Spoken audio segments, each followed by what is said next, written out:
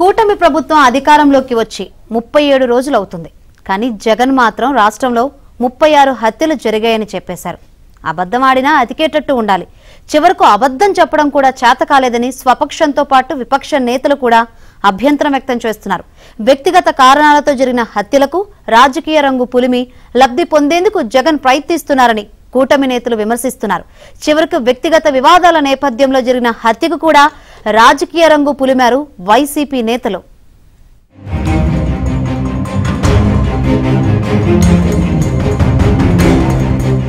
సార్వత్రిక ఎన్నికల్లో ఘోర పరాజయం పాలైన వైసీపీ ఇంకా షాక్ నుంచి తేరుకోలేకపోతోంది. అధికారంలో ఉన్న సమయంలో అక్రమాలు, అవినీతి, అన్యాయాలతో పాటు చట్టాన్ని చుట్టంగా మార్చుకుని ఇష్టారీతిని వ్యవహరించిన వైసీపీ నేతలు ఇప్పుడు అధికారం కోల్పోయిన తర్వాత అవే అబద్దాలను నమ్ముకున్నారు.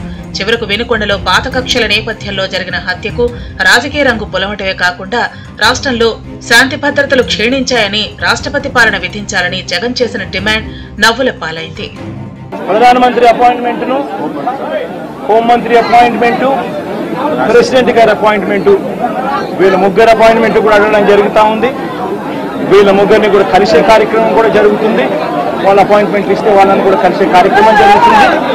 జరిగి వీళ్ళందరినీ కూడా రాష్ట్రంలో జరుగుతా ఉన్న దిగజారిన పరిస్థితులను ఎక్స్ప్లెయిన్ చేసి రాష్ట్రంలో ప్రెసిడెంట్ రూల్ పెట్టాల్సిన అవసరం ఎంత ఉంది అని చెప్పి కూడా గట్టిగా వాళ్ళ దృష్టికి తీసుకొని పోవడం కూడా జరుగుతుంది. పోలింగ్ రోజు మాచర్ల నియోజకవర్గంలోని పాల్వాయి గేట్ పోలింగ్ కేంద్రంలో ఈవీఎం ధ్వంసం చేసిన మాజీ ఎమ్మెల్యే పిన్నెల్లి రామకృష్ణారెడ్డిని నెల్లూరు జైల్లో పరామర్శించిన జగన్ బయటకొచ్చి ఈవీఎంను ధ్వంసం చేయడాన్ని సమర్థించిన వైనం అందరినీ నివ్వెరపరిచింది.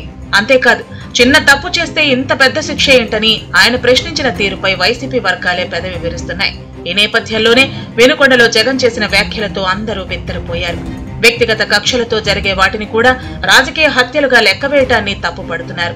జగన్ శవ రాజకీయాలు మానుకోవాలని, రషీద్ హత్యతో రాజకీయాలతో సంబంధం లేదని జనసేన రాష్ట్ర ప్రధాన కార్యదర్శి నాగబాబు స్పష్టం చేశారు.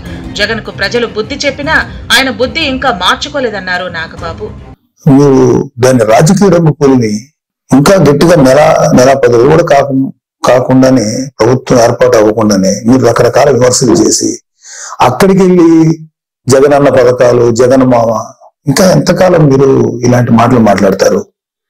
అధికారం ఉన్నప్పుడు నటించారు, అధికారం పోయినప్పుడు నటిస్తున్నారు. నటన మీద పరిపాలన సాగదు.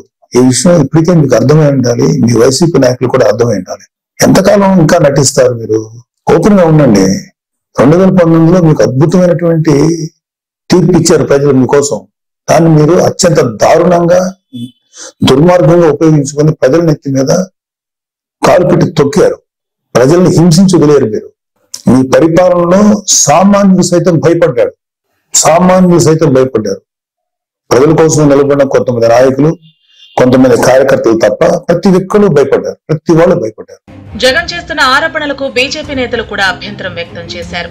రాష్ట్ర ప్రభుత్వం శాంతి భద్రతలను కాపాడేందుకు ప్రయత్నిస్తోందన్నారు. వైసీపీ నేతలు కూటమి పక్షాల కార్యకర్తలపై దాడులు చేస్తున్న వైనాన్ని జగన్ ఎలా మర్చిపోయారని ప్రశ్నించారు. అర్ధరాత్రి గోడలు దూకి అరెస్టు చేయటం, సోషల్ మీడియాలో పోస్టులు పెట్టిన ప్రభుత్వ ప్రజా వ్యతిరేక కార్యక్రమాలను ప్రశ్నిస్తే సిఐడిని ఉసిగల్పి అరెస్టు చేసి 3rd డిగ్రీ ప్రయోగించిన చరిత్ర జగన్ ప్రభుత్వంలో జరిగిన విషయాన్ని మర్చిపోతే ఎలా అని నేతలు ప్రశ్నించారు. అరాచకాలు, అక్రమాలు, అన్యాయాలు, అవినీతికి నిరసనగానే ప్రతిపక్ష హోదా కూడా ఇవ్వకుండా పక్కన కూర్చోబెట్టిన విషయాన్ని జగన్ మరిచిపోయారని, అందుకే ఆయన చేస్తున్న విమర్శలను జనం పట్టించుకోవటం లేదని కూటమి నేతలు వ్యాఖ్యానించారు.